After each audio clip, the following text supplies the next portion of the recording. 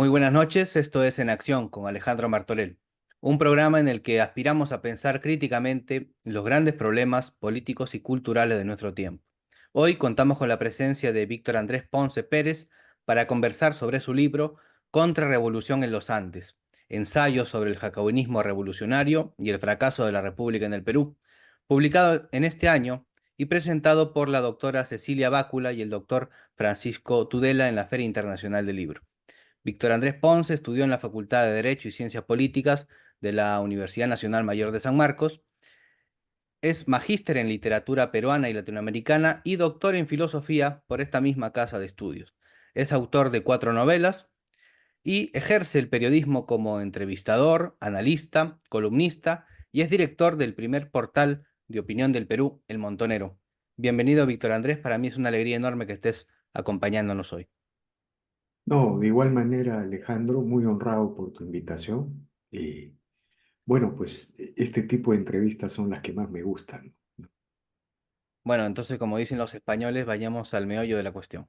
El libro está compuesto de 9 ensayos, orientados a reflexionar filosóficamente las causas del fracaso del proyecto de la República del Perú.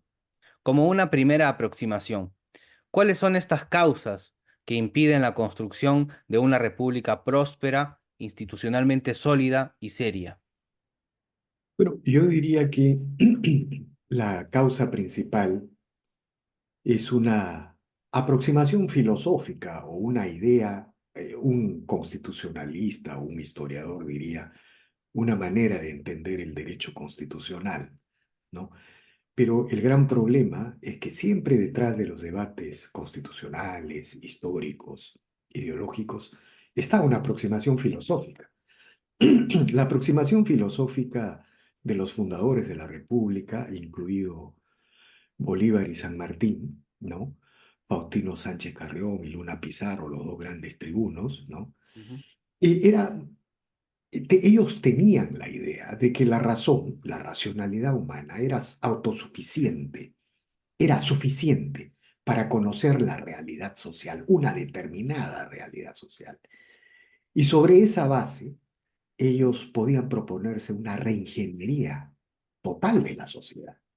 Tenían esa presunción que viene de la ilustración, de la modernidad, que es una manera del pensamiento moderno que a mi entender ha llevado a los grandes equívocos contemporáneos, a los grandes hierros contemporáneos.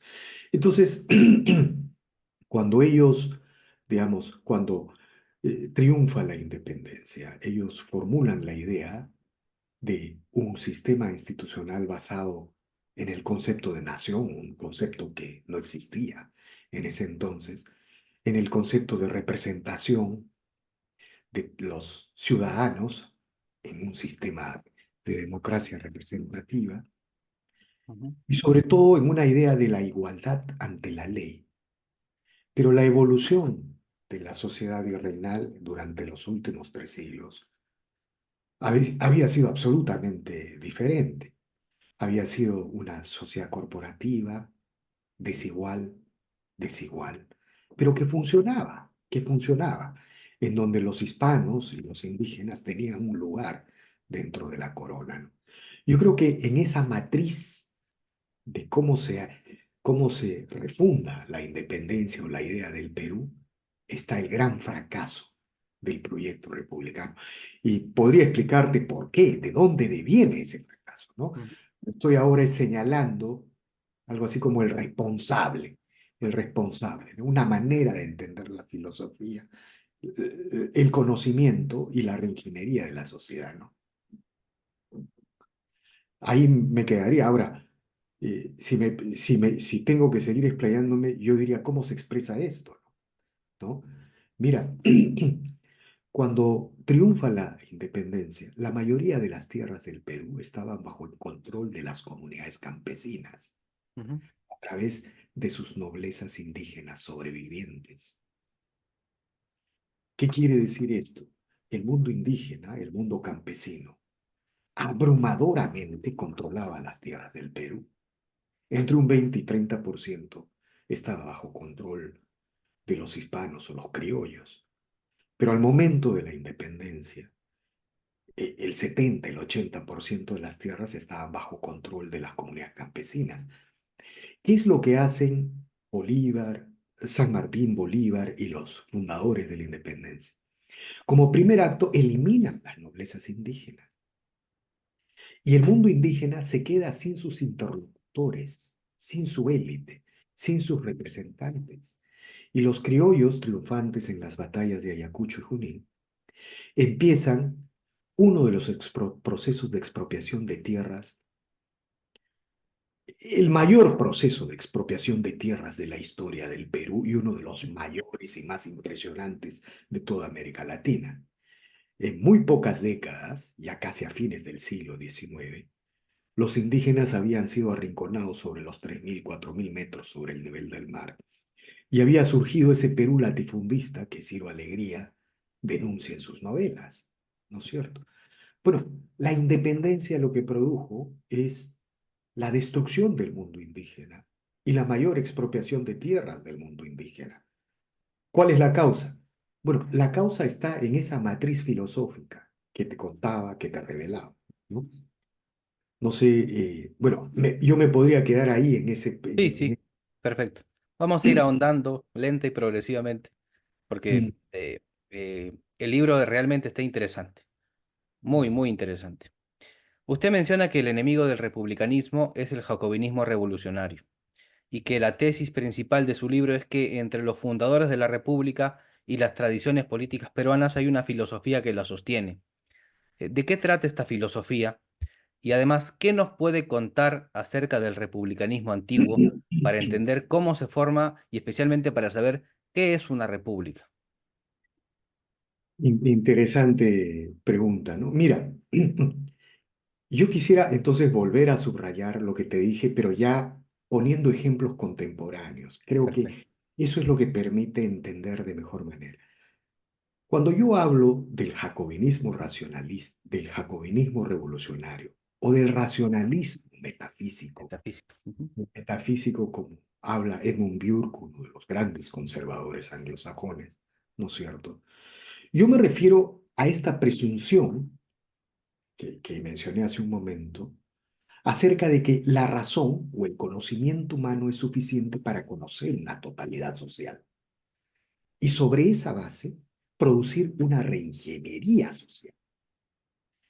En el caso de las independencias hispanoamericanas y la independencia del Perú y también en la Revolución Francesa, esa matriz estuvo presente del principio hacia el final, ujú, ¿no? Y efectivamente los revolucionarios en Francia y en Hispanoamérica arrasaron con todas las instituciones existentes de ese entonces, tanto del mundo andino como del mundo hispano. Pero esta matriz filosófica es la misma matriz filosófica de los bolcheviques. Los bolcheviques, ¿no? Tomaron el poder y rediseñaron la Rusia de la Unión Soviética bajo esta concepción. Ellos creían que en base a la razón podían configurar una sociedad de plena igualdad, ¿no? Al margen de la libertad. Bueno, los resultados los conocemos. Pero esa misma matriz también explica el proyecto nazi, el asalto al poder nazi, ¿no es cierto? Y esa misma matriz filosófica también podría explicar todas las revoluciones bolivarianas, ujú. el proyecto de Hugo Chávez y la propuesta de quienes el día de hoy pretenden plantear una asamblea constituyente como salida a todos los problemas del país. Hay una matriz filosófica inherente, que es el jacobinismo revolucionario. ¿Por qué se llama jacobinismo revolucionario? Básicamente esta visión racionalista metafísica por la práctica de los jacobinos en la Revolución Francesa, ¿no es cierto?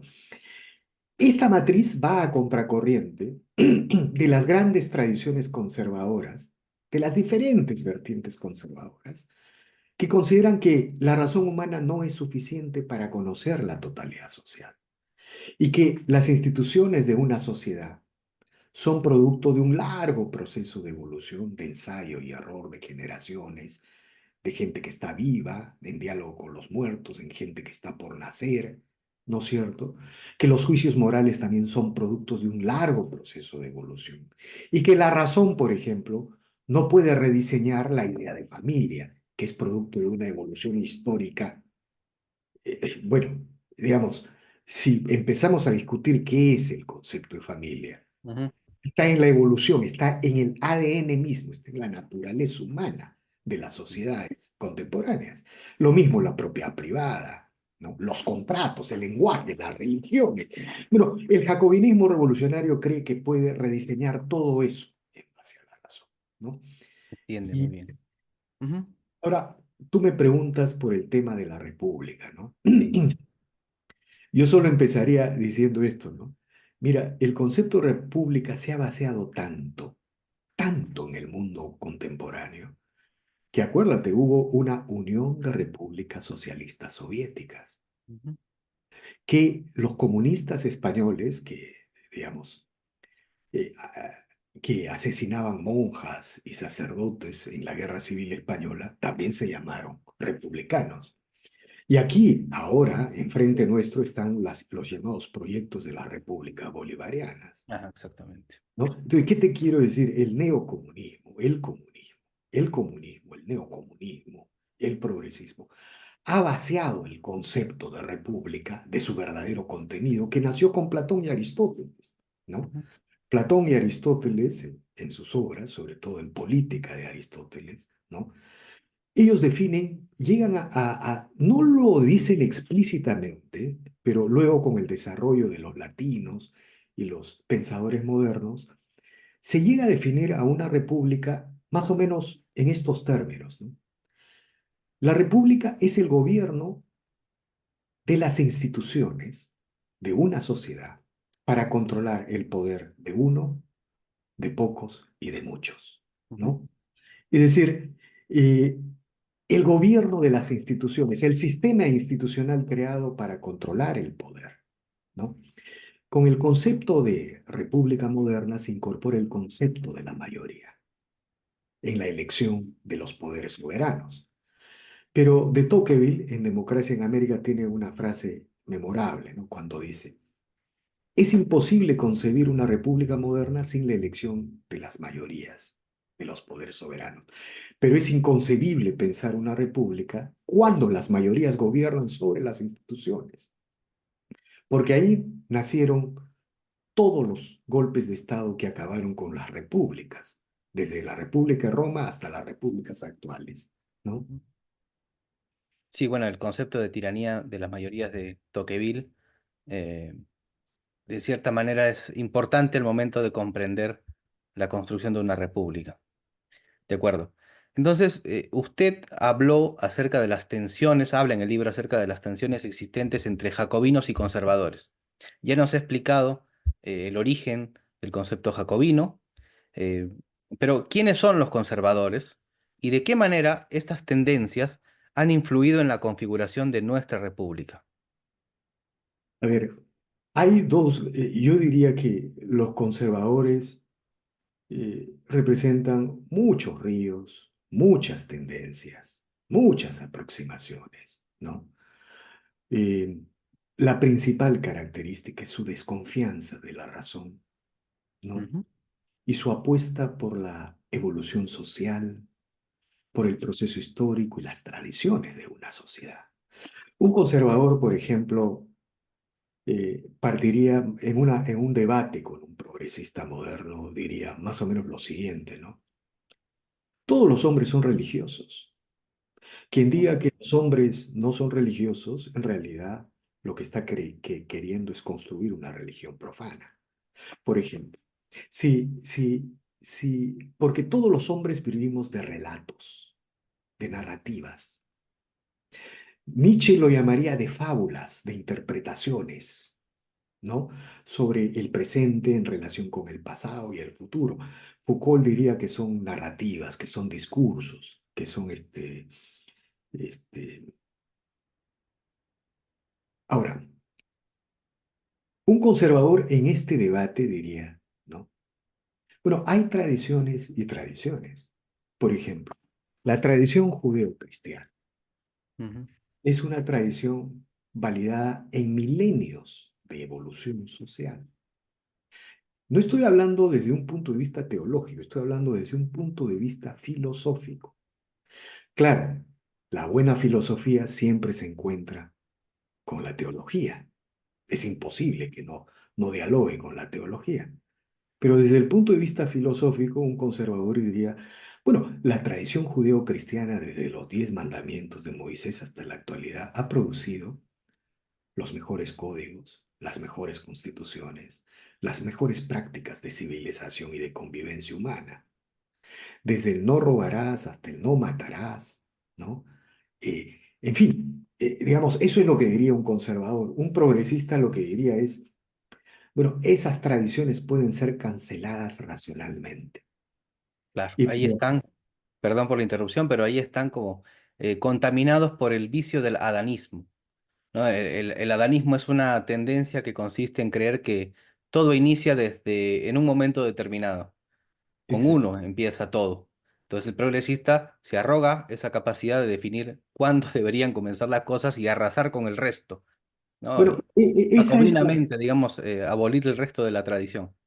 claro, esa es más o menos la aproximación de un progresista, ¿no? Ajá, De un jacobino nacionalista, de un metafísico racionalista, que es la matriz del perfecto. comunismo, de los Ujú, progresismos y de todos estos sismos que conocemos, ¿no? Ahora, por ejemplo, en la Fundación Republicana del Perú, los jacobinos de ese entonces dijeron que la idea de nación, a pesar de que había una república de indios y una república de españoles, era suficiente para construir la peruanidad. ujú, Igualmente dijeron de que la idea de igualdad ante la ley era suficiente para garantizar la participación de las mayorías indígenas, ¿no? Que por cierto, hasta la época del guano eran los principales contribuyentes, una cosa que está en un libro de Alicia del Águila, Ciudadanía Corporativa, ¿no? Todas estas afirmaciones, todos esos hechos que mencionan, son hallazgos de historiadores paradójicamente de tendencia marxista, pero ajá. que no le han dado la interpretación filosófica que deberían tener estos hechos, ¿no? Entonces, hasta la época del guano, por ejemplo, los principales contribuyentes, alrededor de 200.000, la mayoría eran indígenas, ¿no? Luna, Faustino Sánchez Carrión y Luna Pizarro, todos ellos muy preocupados cómo construir una república con una mayoría indígena que era analfabeta, Ujú. abrumadoramente la mayoría del Perú, y además controlaba las mayorías de las tierras del Perú. Tú sabes que en la Constitución de 1823, en la de 1828, siguiendo la Constitución de Cádiz, los Ujú. indígenas analfabetos podían votar hasta 1840. O sea, esa era la realidad del Perú, ¿no es cierto? Esa era la realidad del Perú, sino que el choque de esta visión jacobina con la realidad produjo el estallido que luego explicaría el gran fracaso republicano, ¿no es cierto? Que recién empezamos a remontar con las migraciones y cuando los Andes se vacían, cuando los Andes se deshabitan, esta es la mejor palabra, cuando los Ujú. Andes, los Andes se deshabitan, ¿no? No sé si esa palabra existe en castellano, pero este, Sí, la- creo que hay un concepto en el libro que dice, creo que es migración, migraciones indígenas en la... claro, ah, lo sí, cierto es que en los Andes, eh, la población, para no utilizar palabras que estoy dudando, a veces dudo del castellano, yo hay tanto sí, conocimiento, ¿no? Y digamos, en los Andes reducen su población con las claro. migraciones del siglo XX y empiezan a tomar la costa. Y Ujú. Lima se convierte en la ciudad andina principal del Perú.